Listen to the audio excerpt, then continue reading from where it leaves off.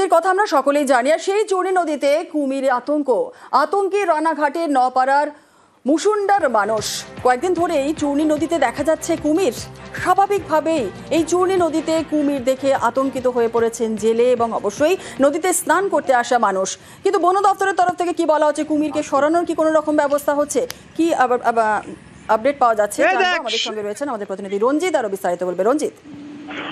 চূর্ণী নদীতে কুমিরের আতঙ্ক নতুন করে উদ্বেগ বাড়িয়েছে স্থানীয় বাসিন্দাদের। কারণ এর আগে ভাগীরথী গঙ্গাতে একাধিকবার নবদ্বীপ থেকে শুরু করে কল্যাণী পর্যন্ত বিভিন্ন জায়গায় কুমির দেখা গিয়েছিল, কিন্তু নতুন করে রানাঘাট 1 নম্বর ব্লকের নপাড়া মুসুন্ডা পঞ্চায়েত এলাকায় গত কয়েকদিন কুমির সে ঘোরাফেরা করছে চূর্ণী নদীতে, যা নিয়ে কিন্তু ইতিমধ্যে আতঙ্ক ছড়িয়েছে। বিশেষ করে যারা মৎস্যজীবী রয়েছে, যারা এখানে মাছ ধরেন, তাদের মধ্যে একটা আতঙ্কের পাশাপাশি চূর্ণী নদীতে বহু মানুষ তারা স্নান করেন, তারা জল ব্যবহার করেন, সেক্ষেত্রে তাদের ক্ষেত্রে একটা আতঙ্কের পরিবেশ তৈরি হয়েছে।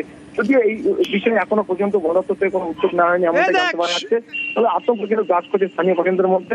কারণ ভাগীরথীর পাশাপাশি চূর্ণী নদীতে নতুন করে কুমির দেখায় সেখানে একটা পরিস্থিতি তৈরি হয়েছে, যেখানে জেলেরা কিন্তু তারা মাছ ধরতে ভয় পাচ্ছেন এবং স্থানীয় বাসিন্দারাও চূর্ণী নদী ব্যবহার করতে ভয় পাচ্ছে। বেশ, ধন্যবাদ।